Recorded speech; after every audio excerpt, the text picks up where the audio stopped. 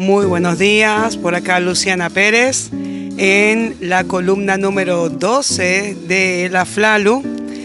Hace 15 días nos quedamos en suspenso con el profesor Raimundo Dinello, que estaba ahí súper conectado contándonos un montón de cosas interesantísimas sobre cómo transformar la educación, desde dónde, desde qué lugar ponernos para mirar a la niñez, desde qué lugar también ponernos las personas adultas que acompañamos a la niñez, a la juventud para poder asumir el desafío que es el aprendizaje en estos tiempos, ¿no? Modernos, posmodernos.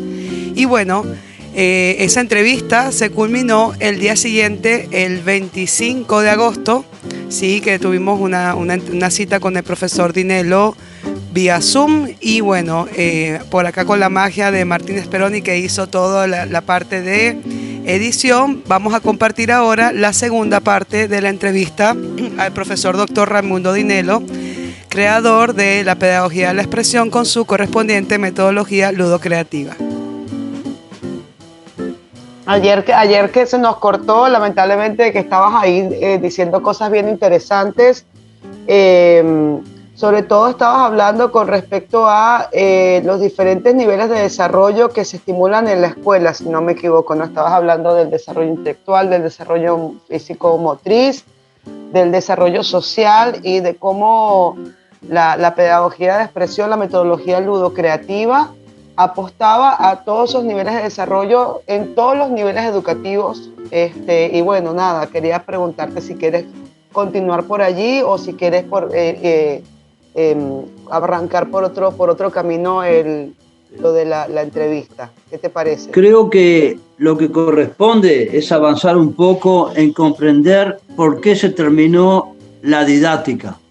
Me parece bien, Porque hasta que no se comprenda por qué se terminó la didáctica, no podemos encontrar las posibilidades del aprender a aprender. Buenísimo. Hay un cambio de paradigma en pedagogía, y ese paradigma va junto con la evolución de la sociedad. En realidad, toda la pedagogía se fue construyendo con el avance de la sociedad.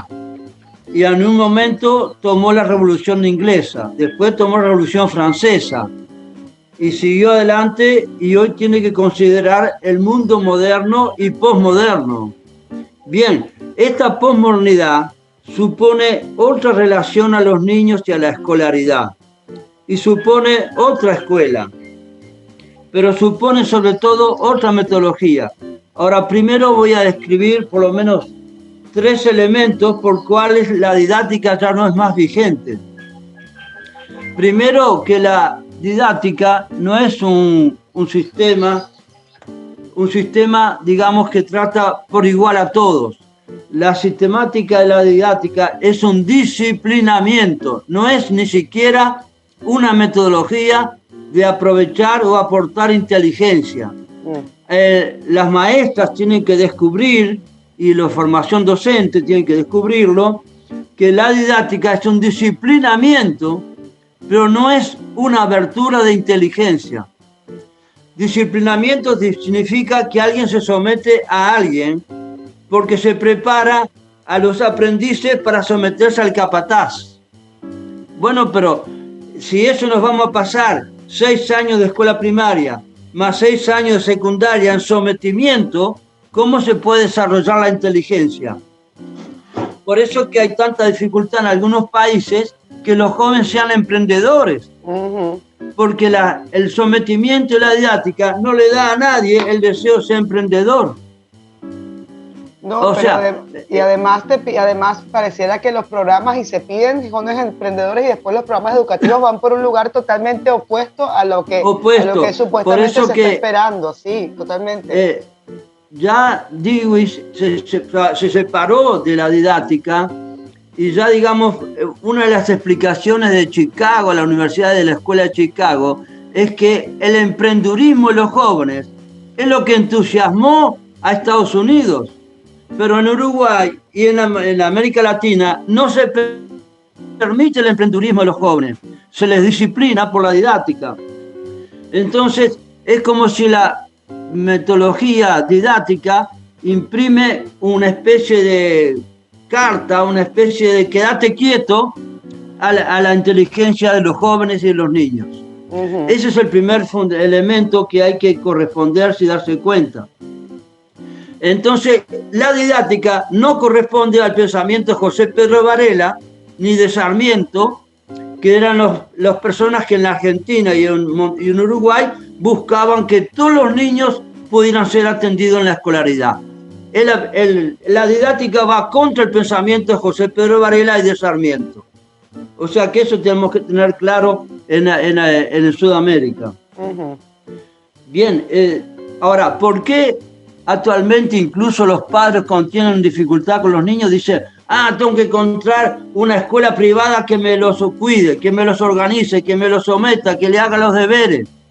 Bueno, los padres están percibiendo más claramente que los docentes por qué la didáctica y el sometimiento hace hacer deberes, pero no hace gente inteligente.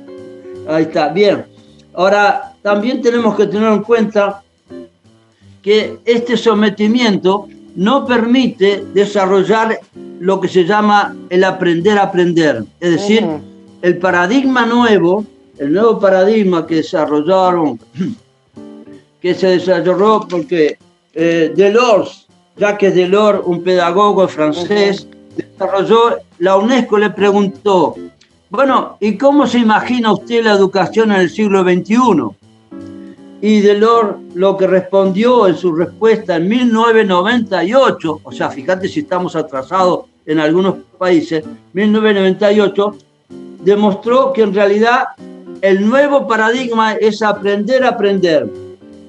Y el aprender a aprender incluye el aprender durante toda la vida. Y el aprender es aprender a conocer. Y el aprender es aprender a realizar. Se dan cuenta que conocer y realizar van juntos. Nuestra metodología lúdico-creativa empieza por un conocer y hacer para terminar en un saber y comprender. Bien, y en un aprender a convivir. Ese es otro detalle que tenemos una grande dificultad. La didáctica no enseña a convivir, enseña a someterse a unos también sobre otros. Y al que es más vivo, someter al otro. Claro, pero no enseña a convivir. En la falta de convivencia en los barrios, en la actividad actual, incluso en la política. Los políticos a veces no conviven porque se están haciendo artimañas unos a los otros. Sí. ¿Te das cuenta que ría, pero es que eso viene de la escuela, eso viene de la didáctica, es una artimaña en la cual uno se aprovecha del otro y en la cual las maestras hablan con los niños que tienen padres con cultura, pero las maestras no hablan con los niños que vienen de los barrios donde los padres no tienen cultura. Es una desigualdad del inicio. José Pedro Varela se hubiera asustado si ve eso hoy. Totalmente, profe, pero disculpe la interrupción. Yo creo que eso, más que la didáctica, viene desde la conquista, ¿no? Y de las diferentes, o sea, eso de... No es la conquista, la didáctica es anterior a la conquista. No, no viene de la conquista, viene anterior. La didáctica permitió la conquista. Bien, pero yo cuando usted dijo el abuso, inmediatamente pensé en la conquista de América y en lo del colonialismo. La conquista vino porque ya está... trajo la escolaridad. Bien. La escolaridad la impuso la conquista e impuso la dependencia. Ahora, el problema es que hicimos la revolución con los rifles o las escopetas o las flechas, pero no hicimos la revolución mental. E instalamos las escuelas normales, que son las escuelas de normalización. Y todavía siguen hoy siendo las escuelas de normalización. Bien, eso hay que tenerlo bien en cuenta. Gracias por la aclaratoria.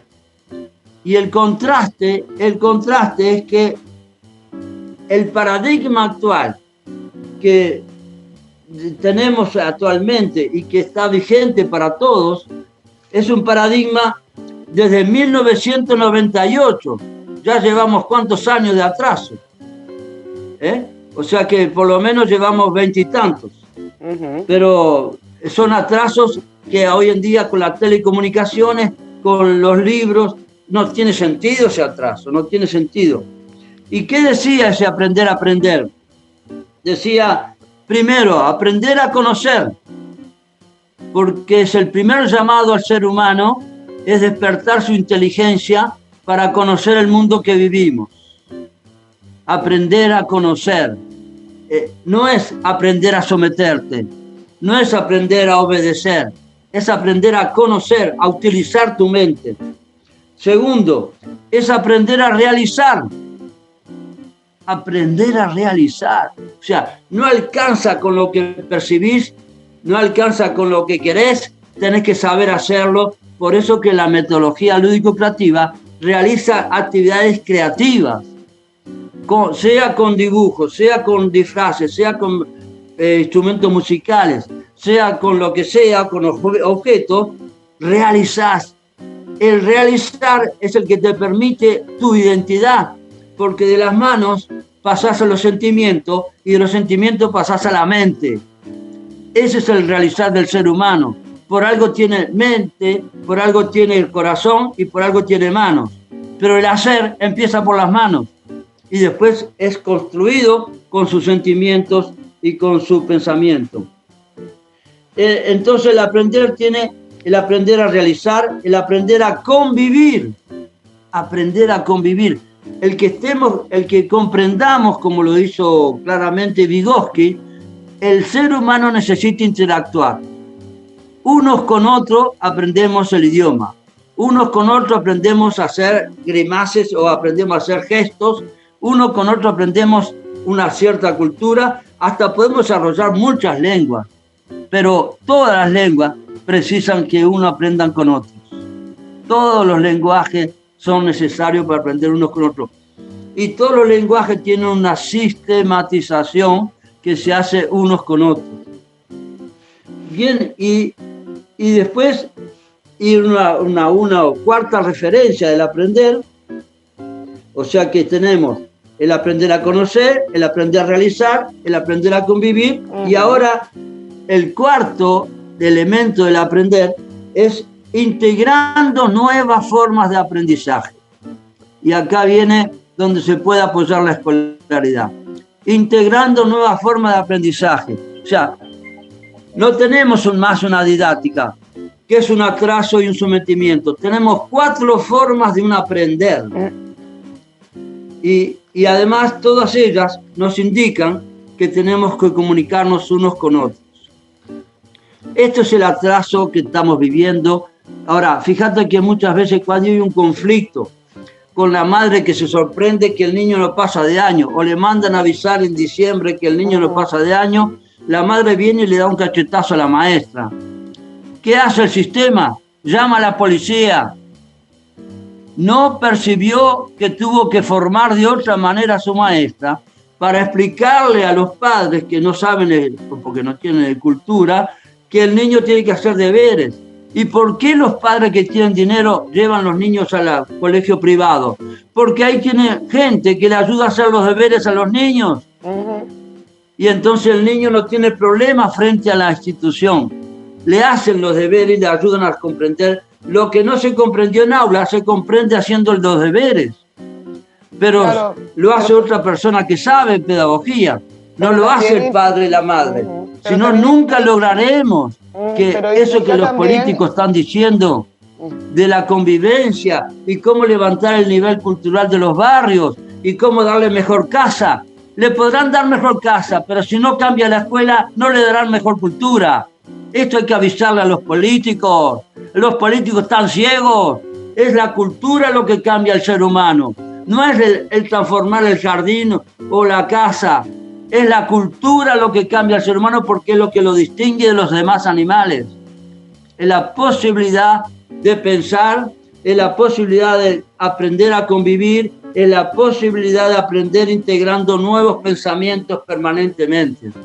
Y entonces ahí es que se fundamenta nuestro proceso, nuestra metodología, de que para eliminar la didáctica hay que comenzar por lo que traemos naturalmente los seres humanos, el placer de jugar.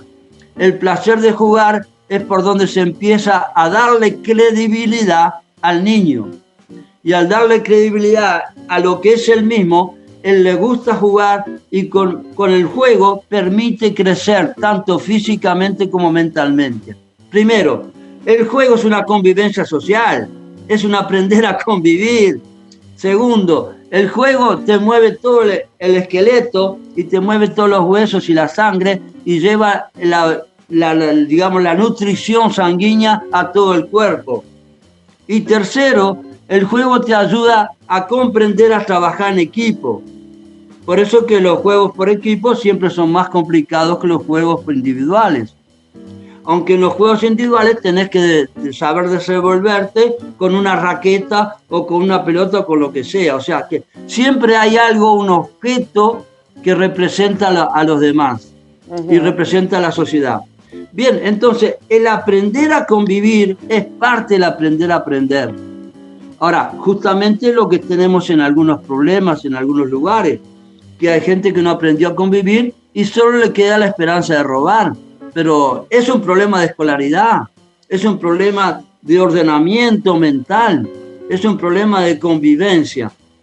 Bien, entonces este detalle de aprender es sumamente importante. Por tanto, lo que nosotros queremos desarrollar en lugar de la didáctica es un reconocer el movimiento que viene inscrito en el jugar, porque es fisiológica y es psicológica y es social, es fisiológica, psicológica y social, que el cuerpo te ayuda y la mente va, y entonces el pasar por la actividad lúdica te permite sentirte bien mientras aprendes quién sos y quién es el otro y cómo se somete uno en el juego a las reglas. Las reglas de convivencia, eso es convivir. El juego te ayuda a convivir. Bien, entonces el primer punto es sustantivamente importante, suspender la didáctica y saber aprender a jugar. Segundo, el aprender a aprender tiene después un proceso en el cual vos tenés que crearte un pequeño elemento, decir, ¿qué hago ahora? ¿Y por qué tal vez tenés que ensayar una creatividad? ¿Por qué ser creativo? Porque todo aprendizaje es incorporar una novedad en ti mismo. Entonces la creatividad te prepara a que así como movilizar el exterior, los objetos externos, las maderitas, la música, los aparatos instrumentales, todo lo que usás exteriormente, significa también un cambiar el proceso mental. Lo que haces con las manos significa ser acompañado con tu inteligencia. Esto de las manos que trabajan y que hacen creatividad permiten que la inteligencia se vaya empezando a dar cuenta de que algo está introduciéndose, que algo estamos creando, y la creatividad es sinónimo de aprendizaje.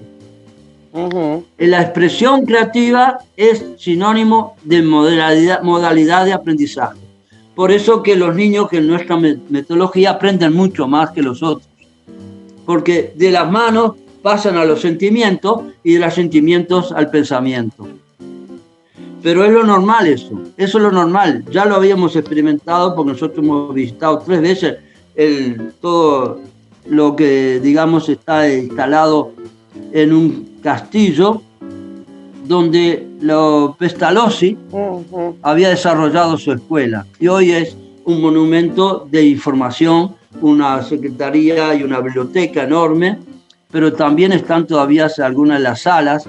O sea, Pestalozzi ya había descubierto y había aplicado, y hoy es el personaje más reconocido mundialmente, Pestalozzi, que de alguna manera no se puede ir a dar una exposición en un aula, como hacen generalmente en la enseñanza media, la exposición del tema, el contenido, y después solo queda la memoria para reproducirlo. Lo importante es saber hacer algo. O sea, saber hacer algo, una creatividad, y de la creatividad tenés que saber reorganizar el pensamiento para explicar lo que sería más tarde la ciencia. Es decir, tenés que crear el conflicto de cuánto yo quiero aprender cómo funciona esto. Y al explicar el conflicto de cuánto funciona, tu mente adapta lo que tenés haciendo con las manos, que pasa por tu sensibilidad y va para el pensamiento. Y el pensamiento se organiza.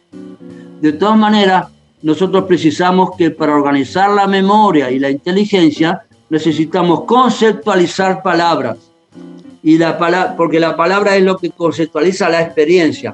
La experiencia pasa por lo que estamos haciendo, pero después de lo que estamos haciendo, el cerebro no va a guardar toda la experiencia, va a guardar el concepto que define la experiencia.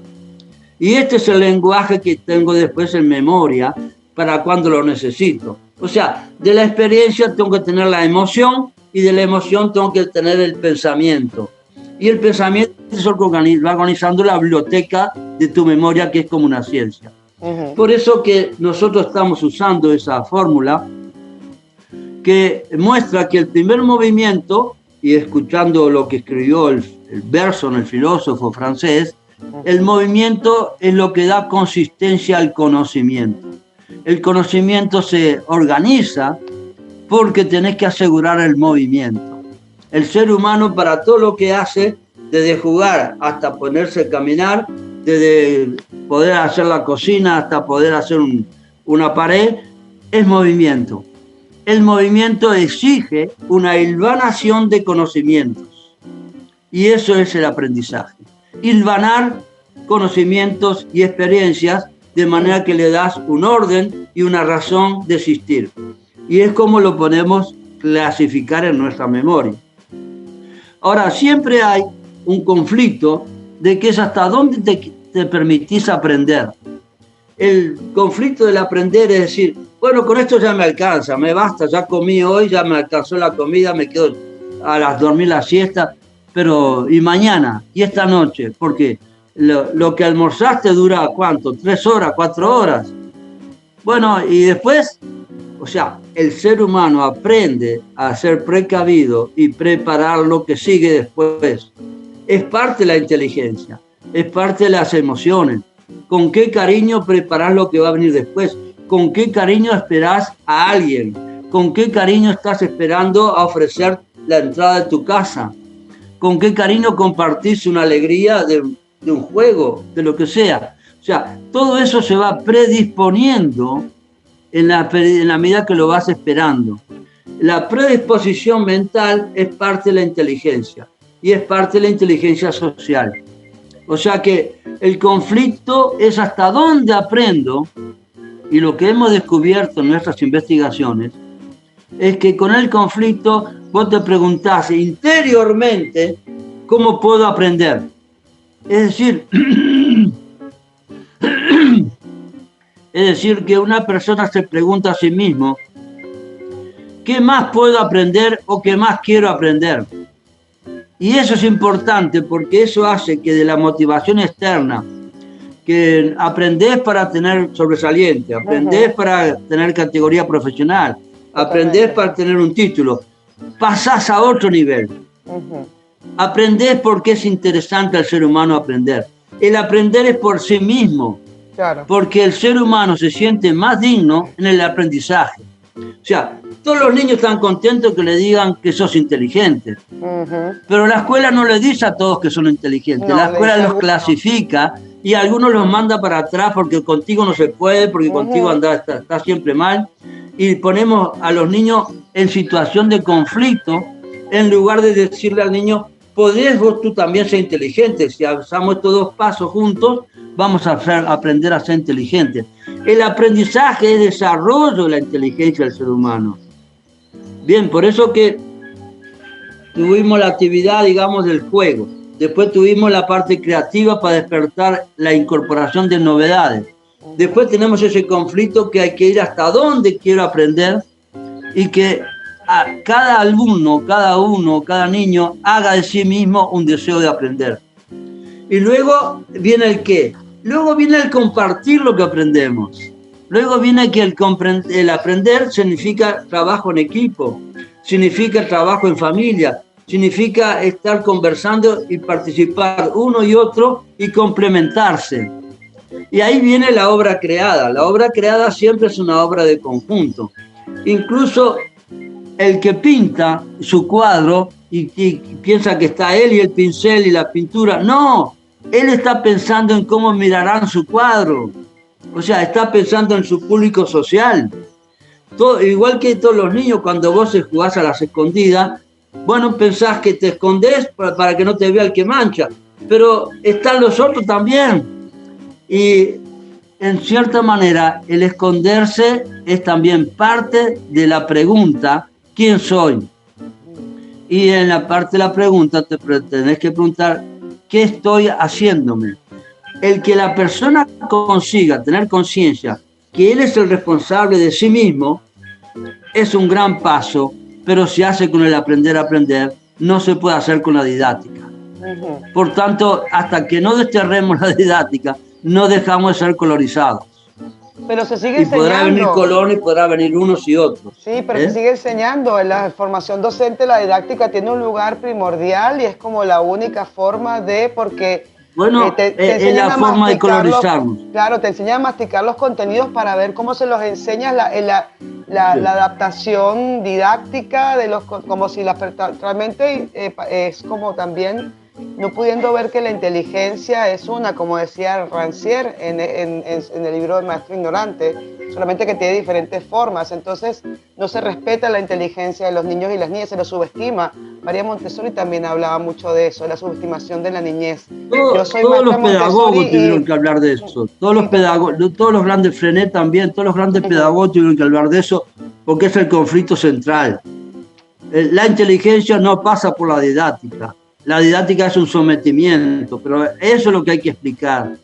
Y más fuerte vas en la didáctica, más el sometimiento y la anulación de tu inteligencia. Ahora, eso es lo que tenemos dificultades y con eso nos colonizaron. Y ahí estamos todavía colonizados. Por eso que finalmente somos población que trabaja para darle alimentos a otros. Totalmente. Sí, y bien, ahora viene el agua también. Por eso que desde la escuela hay que pensar en otro sistema. Hay que pensar en el sistema del cual, ¿por qué tenemos que aprender unos con otros? ¿Por qué tenemos que agruparnos y comprendernos mutuamente? Es otra escolaridad, no es la lucha por el cual es el mejor y el peor, es la lucha de cómo hacemos equipo. Por eso que los trabajos y los juegos de equipo son mejores que los individuales, en el sentido que te educan para compartir tanto las dificultades como las bienvenidas. O sea que ahí tenemos una necesidad de ir a aprender a aprender. Y este cambio es totalmente necesario, pero actualmente ni la política, porque la política el día que la madre se da cuenta que el niño no va a pasar de año, va y le da una bofetada a una maestra. ¿Y qué ocurre con el sistema? ¡Te manda la policía! Ni siquiera se toma el trabajo de explicarle a la madre lo que pasó durante el año, que tendría que haber llamado a los padres a principio de año. No esperar a que la madre venga a pegarte una bofetada a fin de año. Es un error político ese problema, porque tenemos que buscar la educación, tenemos que buscar la promoción de cada uno. Tenemos que aprender a trabajar unos con otros. El aprender a aprender es aprender unos con otros, y el aprender a aprender es no parar nunca de aprender toda la vida. Totalmente. Y la familia también es otro. Creo que son, la familia es otro con quien aprender en la escuela, ¿no? Para los maestros. Y entonces, y el día que terminás la escuela, aprendés con otra gente en tu barrio y aprendés en el liceo. Y el día que estás trabajando, aprendés con otros compañeros. Y el día que tenés que tomarte un ómnibus, aprendés a ir en un ómnibus lleno o vacío, pero en un ómnibus. O sea que el aprender no para nunca, porque el aprender tenés que incorporar siempre nuevas formas de aprendizaje. La sociedad no para, la sociedad evoluciona, y el problema es que la sociedad al evolucionar se va quedando siempre con los más inteligentes. Ahora, a veces hay conflictos que provocan, como la guerra, donde nadie mira quién es inteligente y no inteligente. El que hace la bomba más fuerte, el que gana. Pero cuando llegamos a esos estados, son los estados de incivilización a lo que a veces se llega. El ser humano, en cierta manera, fue organizando armas, primero para defender su territorio, pero luego termina siendo invasor y termina usando armas que aniquilan al ser humano. Pero volvamos al aprender a aprender. El aprender a aprender es saber buscar nuevas formas de comprender. Y el aprender a aprender nos da una socialización de que unos aprendemos con otros lo que dice uno tiene o no tiene sentido, y los docentes tienen la necesidad de ir corroborando que en el aprender a aprender nos hacemos preguntas hasta resolver hipótesis, y ahí entramos en el cambio científico. Es decir, la pregunta que te haces hay que saberla plantearla, y hay que buscarle contenidos, y hay que buscarle, como dijo Descartes, hay que buscarle lo que la evidencia y lo que la evidencia te marca. Por eso que la constatación de los conceptos es fundamental en el aprender a aprender. Bien, creo que el gran cambio que se está esperando en nuestros países, sobre todo en Sudamérica, es que pasemos de la didáctica al aprender a aprender. Y que comprendamos que el ser humano no para en su inteligencia, y que el ser humano siempre va a encontrar formas de ver y de transformar, y el día que parece que estaba terminado en la Tierra, el ser humano va a ir al espacio, y ya se están vendiendo boletos para un avión que va al espacio a visitar la Luna. ¿Te das cuenta que digas, yo tengo un familiar en la Luna? No es que estás en la Luna, que digas, tengo un familiar que está en la Luna, lo voy a visitar. Es impresionante eso. No es figurativo, no es metafórico, es real, sí. Es real, ya no es más metafórico. Ahora, el problema es también cuando decir, los enemigos que tenemos por allá. No tenemos más enemigos, tenemos gente como nosotros que estamos buscando comprender. Así ocurrió gracias al comercio con la China. Primero los chinos eran alguien que no podíamos ni ver porque no los conocíamos. Resulta que ahora son los comerciantes y son los que nos compran más el producto que elaboramos en la tierra. O sea que, ¿cómo decir? Cuando podamos comprender que la socialización va con la inteligencia, la escolaridad cambia y la formación de los maestros tiene que cambiar, porque tiene que hacerse para la solidaridad de unos con otros. Totalmente. Y no para el egocentrismo de que hay un sobresaliente y los demás nos sirven. O sea, de cierta manera, porque no hay duda que von Humboldt, el día que inventó la escuela, inventó un instrumento indispensable al ser humano. En el periodo de crecimiento hay que ir creciendo tanto físicamente como mentalmente. Esto fue lo que inventó von Humboldt. Para entenderse unos con otros, inventó una escolaridad. Y von Humboldt fue el que, en cierta manera, aplicaba algunas ideas de la Revolución Francesa. Es decir, junto con Pestalozzi, Pestalozzi decía también que no es solo guardar en memoria la conferencia que dan los profesores del liceo, sino que también es comprenderse unos con otros y saber actuar juntos. A todos los profesores de secundaria hay que decirles, de alguna manera, miren, no es que usted haga un buen discurso de su materia, el problema es cómo su alumno se eleva en su relación unos con otros para comprender su materia, no dar la materia. Es impresionante esto, que los verbos ayudan a comprender el significado. Totalmente. No tiene sentido que un profesor dé la materia, tiene sentido que el profesor ayude a que los niños y los jóvenes comprendan la materia, que es comprender nuestra inteligencia. Que se apropien. Bien, esto es lo que tenemos que ir cambiando y proponiendo, el aprender a aprender. Perdón que lo interrumpa, profe, nos quedan 5 minutos. Quería anunciarle eso para que no se nos vaya a cortar el Zoom. Bien, les quiero recordar cuál es el ensayo metodológico que estamos haciendo. El ensayo metodológico que estamos haciendo en varias escuelas es empezar por el juego, porque es lo que traemos naturalmente los niños para movernos, y el movimiento crea pensamiento y conocimiento. Bergson lo sustenta, el filósofo sustenta que el conocimiento es el que se crea por el movimiento permanente. Segundo, en algún momento hay una expresión creativa, tenemos que saber modificar algo exteriormente. Podemos usar maderitas, podemos usar colores, podemos usar hojas, podemos usar disfraces. Hay una modificación externa. ¿Por qué? Porque las manos ayudan a tener un sentimiento de lo que pensamos. Pasamos de las manos al sentir, y cuando tenemos emociones fuertes es que la cabeza lo recuerda. Lo emocional permite recordar lo que tenemos que aprendiendo. Y una vez que pasamos ese momento, viene el momento conflictivo. ¿Hasta dónde aprendemos? Bueno, no puede haber límites en el aprender. El aprender va más allá de nosotros porque pasa, y de hecho la sociedad humana se va haciendo cada vez más inteligente. O sea que el aprender sobrepasa los límites de la individualidad. Y el aprender comprende que construimos juntos una sociedad. Esto es parte del aprender, construir juntos una sociedad. Y esto habría que avisarle a los políticos, sobre todo. Hay que avisarle que aprender juntos es una construcción de una sociedad. Y después viene el momento de que uno se plantea, pero ¿hasta dónde es la verdad de uno? Que fue la pregunta que se hizo Descartes, porque si piensa, por lo menos existo. Bueno, si pensamos y existimos, pero tenemos distinta visión de lo que existimos. Bien, entonces en ese caso, a convivir y a buscar comprender cómo convivimos juntos.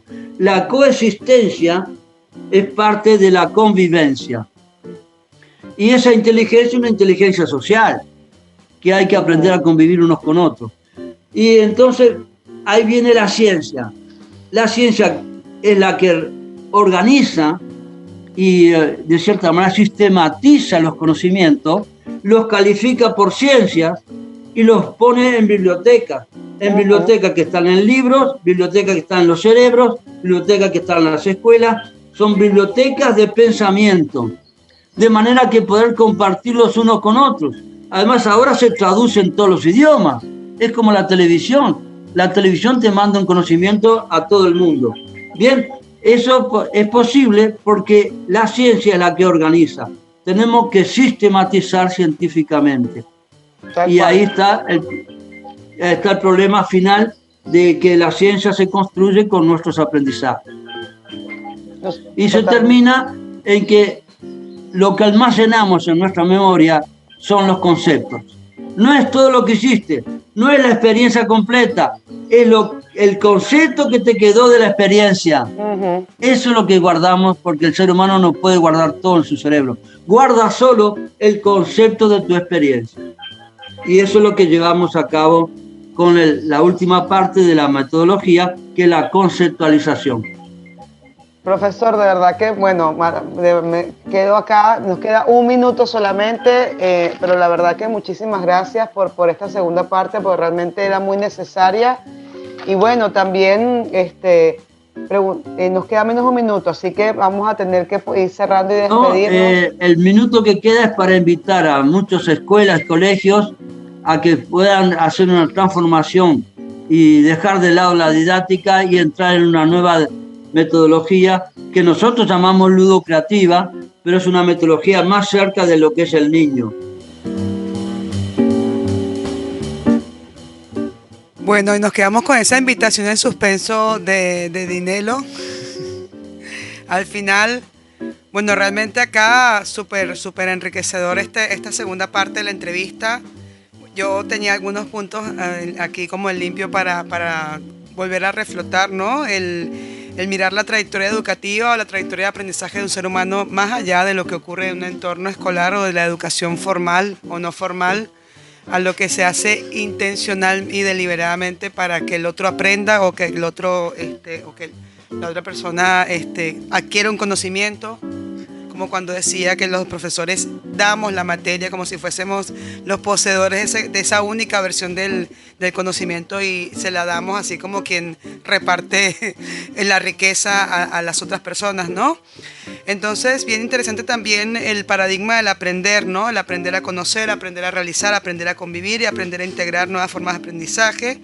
Y la importancia del juego como eso con lo que venimos todos los seres, no solamente los seres humanos, los seres vivos, especialmente mamíferos, podemos ver cómo juegan y es parte natural del crecimiento y es algo que nos genera alegría de vivir y que además tiene un sustento psicológico, fisiológico y social. Y bueno, y como también el paso desde la experiencia en lo sensorial, pasando por lo afectivo y la emoción, llega hasta lo intelectual y cómo el lenguaje ayuda al pensamiento. Todo esto realmente fue lo que compartió el profesor Dinelo. Bien interesante también la dignificación a través del aprendizaje y realmente el respeto a los saberes con los cuales ya vienen los niños y las niñas, ¿no? Y bueno, con esto damos entonces cierre a esta columna de la FLALU.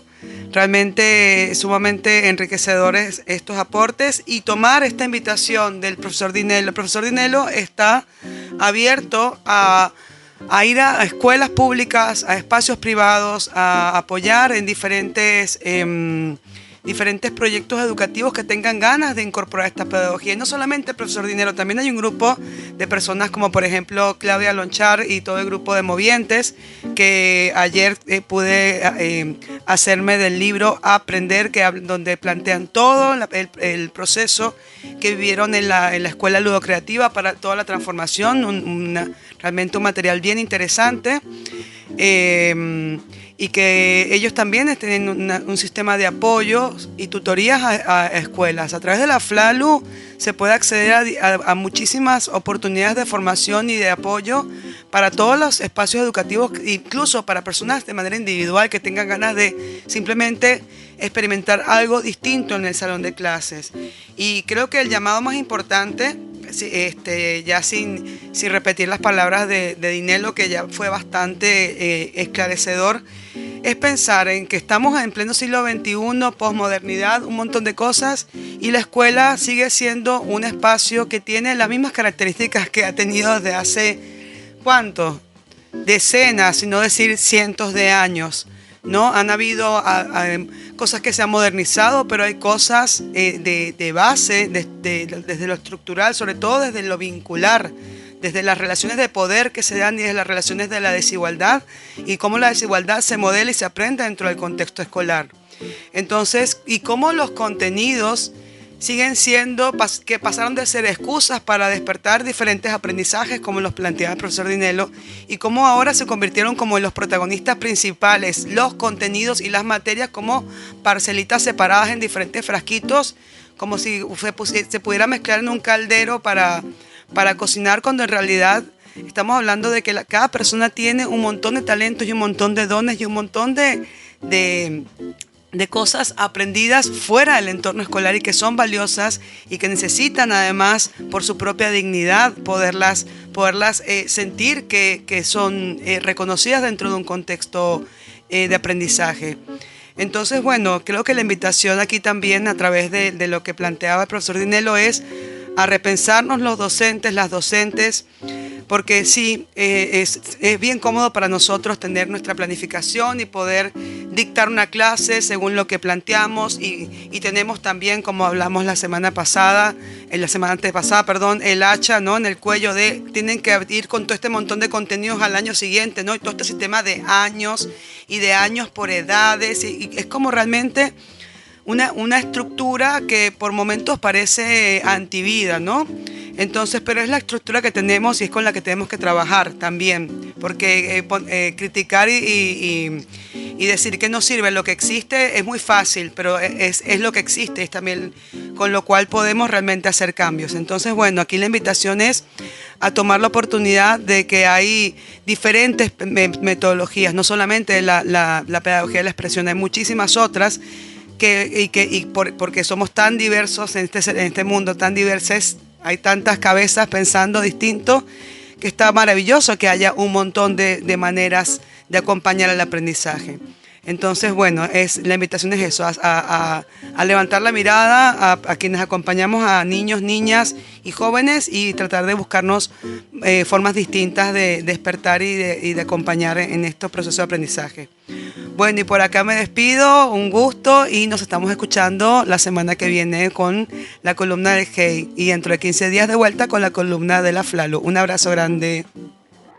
ULMA, Radio Comunitaria Punta del Diablo.